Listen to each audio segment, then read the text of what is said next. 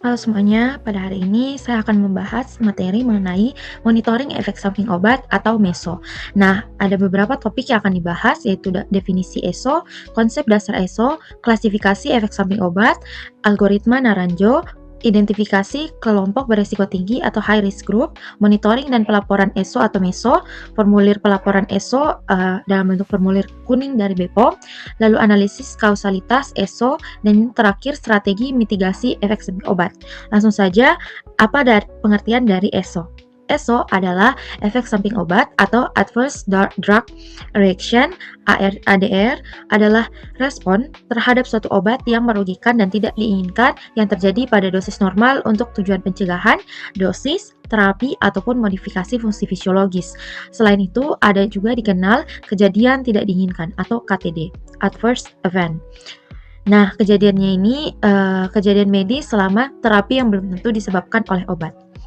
Lalu, ada perbedaan jenis reaksi, ada efek samping, ada reaksi alergi, dan juga reaksi idiosinkrasi. Nah, efek samping atau side effect itu misalnya dapat diprediksi dan juga berkaitan dengan efek farmakologi obat.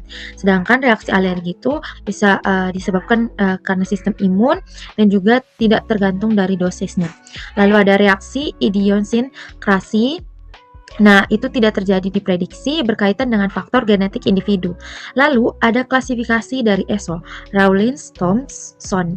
Nah, itu ada beberapa tipe. Ada tipe A atau augmented, itu karakteristiknya dosisnya tergantung dan bisa diprediksi.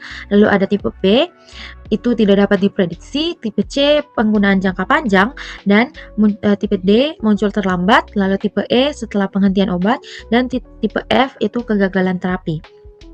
Lalu selanjutnya itu ada algoritma Naranjo. Nah, algoritma Naranjo ini merupakan metode untuk menilai hubungan kausal antara obat dan ESO yang digunakan dalam pelaporan MESO.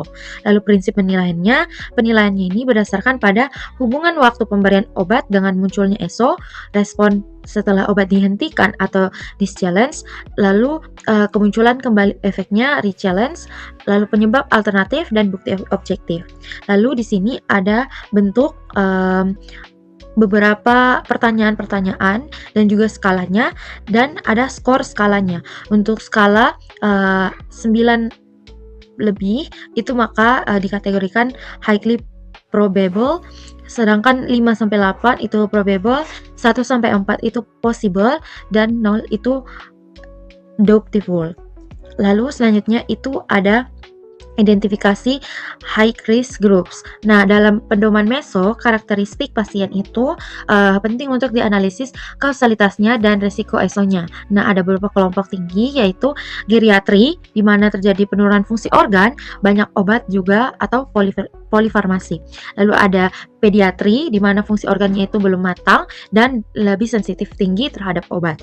Lalu ada ibu hamil, di mana resiko kepada janinnya dan juga perubahan fisiologis. Lalu ada pasien dengan komorbid atau di mana dia mengalami gangguan ginjal, gangguan hati, dan juga riwayat alergi.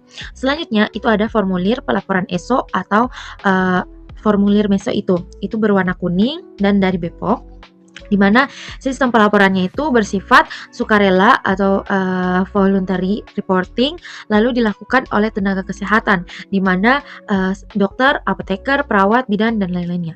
Lalu apa yang harus dilaporkan di dalam formulir kuning itu? Yang harus dilaporkan adalah KTD atau belum pasti akibat obatnya, dan juga ada ESO sudah diduga akibat obat. Lalu selanjutnya ada formulir pelaporan ESO, di mana formulir kuning BPOM, di situ ada disebutkan nama dari pasien, umur, suku, berat badan, pekerjaan, lalu kelamin dari pria atau wanita, hamil atau tidak hamil, lalu penyakit utamanya, kesalahan penyakit utama, lalu penyakit di mana kondisi lain yang menyertainya, ada gangguan ginjal, hati, alergi, dan lainnya. Lalu efek samping obatnya di situ ditulis bentuk atau manifestasi ESO yang terjadi atau keluhan lainnya. Lalu masalah pada mutu kualitas produk obat, tanggal yang tanggal mula terjadi, kesudahan ESO di mana sudah sembuh atau belum atau meninggal, lalu riwayat ESO yang pernah dialami. Lalu untuk ada tabel obatnya, di situ bisa ditulis nama dagang, nama generik atau industri farmasi, bentuk sediaan obat JKN, nomor batch obat yang dicurigai, lalu pemberiannya, caranya, dosis atau waktu, tanggal mula dan tanggal akhir, dan juga indikasi penggunaan. Lalu ada data dari laboratorium jika ada, tanggal pemeriksaan, dan tanda tangan dari pelapor. Lalu selanjutnya itu ada dalam isi formulir seperti yang tadi sudah dijelaskan, data pasien itu inisial, umur, jenis kelamin, berat badan, penyakit utama, dan komorbid. Lalu ada data ESO, manifestasi gejala, waktu kejadian, dan outcome-nya. Lalu ada data obat, nama obatnya termasuk suplemen atau tradisional, dosis, rute, lama penggunaan, dan juga obat yang dicurigai bisa diberi tanda. Lalu habis itu ada tindakan dan juga data tambahan, lalu ada data pelapor. Lalu kapan bisa melapornya? Dilakukan sesegera mungkin setelah ditemukan dugaan ESO. Lalu ada strategi mitigasi ESO. Setelah ESO itu teridentifikasi, maka selanjutnya yang pertama dilakukan adalah penghentian obat atau di-challenge untuk melihat apakah gejalanya itu bisa membaik setelah obat itu dihentikan. Lalu ada penyesuaian dosis, di mana terutama pada ESO yang tipe A atau dose dependent. Lalu selanjutnya re-challenge atau itu jika perlu diberikan ulang obat untuk memastikan bahwa memastikan hubungan kausalnya atau dengan pengawasan yang ketat. Lalu ada terapi sportif sebagai penanganan si gejala ESO-nya itu, lalu dilakukan monitoring lanjutan untuk mengevaluasi kondisi pasien dan pemantauan fungsi organ dari pasien. Lalu ada kesimpulan dari materi hari ini, yaitu monitoring efek samping obat atau MESO merupakan bagian penting dari pharmacovigilance untuk menjamin keamanan pasien.